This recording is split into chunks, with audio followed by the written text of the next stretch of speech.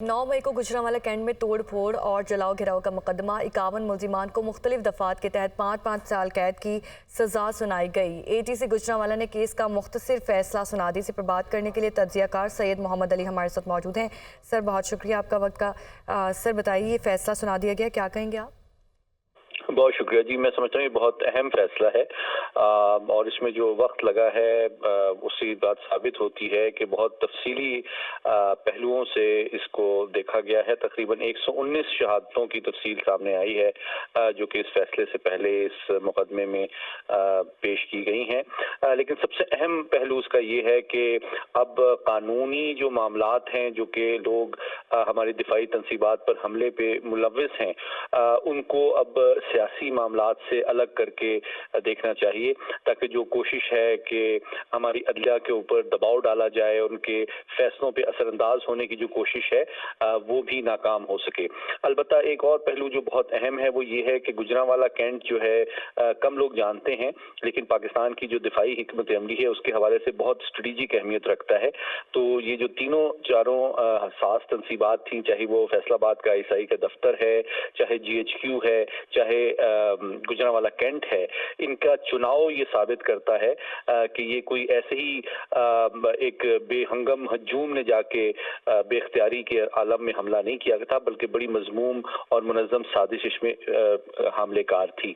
अलबत्ता मैं तवक्को करूंगा कि अब आला अदलिया भी इसी तरह जो दीगर इस नौइयत के केसेस ज़ेर समात हैं उनको जल्द अज जल्द पाए तकमील तक पहुंचाए, ताकि ना तो कोई गिरोह जो है इन मुकदमात के हवाले से इसमें अगर इल्तवा होता है तो इसका सियासी फ़ायदा हासिल कर सके, बल्कि जो मुल्क की सियासी इस्तेहकाम की जानिब भी हमारी पेशरफ्त हो और हमारे अदलिया के ऊपर दुनिया और ख़ुद हमारे अवाम का भी जो एतमाद है उसमें इजाफा हो, क्योंकि जमहूरियत के तसलसल सियासी इस्तेहकाम के लिए कानून की अमलदारी और अदलिया का किरदार बहुत अहमियत का हामिल है।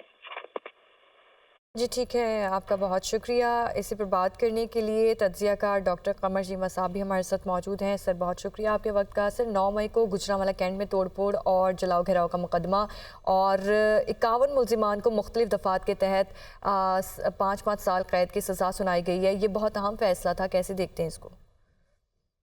देखिए जी, एक तो सारी बात इसमें काफी वक्त लगा है। मैं समझता हूँ कि 8-9 महीने लग गए हैं, ये भी थोड़ा ज्यादा टाइम लगा है। लेकिन शायद क्योंकि हमारे यहाँ एक रिवाज है कि हर चीज को पोलिटिसाइज कर दिया जाता है, तो ये भी पोलिटिसाइज करने की कोशिश की गई। लेकिन मैं समझता हूँ कि अदालतों ने अब एक जारी बात है, इसमें ये बड़े सेंसिटिव किस्म के इश्यूज थे, तो अदालतों ने बड़ा टाइम लेके बड़ा केयरफुली, ताकि किसी गलत बंदे को सजा ना दी जाए, कोई गलत बंदा जो है कोई मासूम आदमी जो है उसको सजा ना दी जाए। मैं समझता हूँ एक तो टाइम लिया गया, दूसरा मेरा ख्याल है एक क्लैरिटी हो गई है पाकिस्तान के अंदर कि कभी भी कोई शख्स जो कि सिक्योरिटी एस्टैब्लिशमेंट जो के अदारे हों या सिक्योरिटी के अदारे हों या हमारी फौज के जो इंस्टॉलेशंस हैं या हमारे रियासत के जो अदारे हैं, उनकी किसी को भी आज के बाद हिम्मत नहीं होगी कि वो उन पे हमला कर सके और अपने ही रियासत का मजाक उड़ा सके।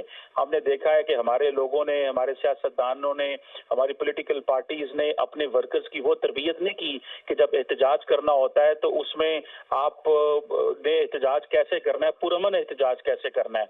मैं समझता हूँ आज के बाद ये जो सजाएं हुई हैं पॉलिटिकल वर्कर्स को, सियासी जमातों को एक लाएअमल इख्तियार कर लेना चाहिए कि एहतजाज करें तो उस तरह करें जो पुरअमन हो, वायलेंट एहतजाज ना करें, वायलेंस नहीं होना चाहिए और रियासती अदारों पे हमले नहीं होने चाहिए, इस तरह की तोड़फोड़ नहीं होनी चाहिए जिससे पब्लिक टैक्स पेयर मनी का भी ज़िया हो और रियासत की इज्जत को भी कम करने की जो कोशिश की गई वो भी ना हो। और ये पाकिस्तान तहरीक-ए-इंसाफ के जो लोग हैं, मैं समझता हूँ इनके पास सभी हकूक मौजूद हैं। ये हाई कोर्ट में जा सकते हैं, सुप्रीम कोर्ट में जा सकते हैं, इनके पास तमाम जो लीगल एवेन्यूज हैं वो सारे के सारे मौजूद हैं, उनको एड्रेस करें।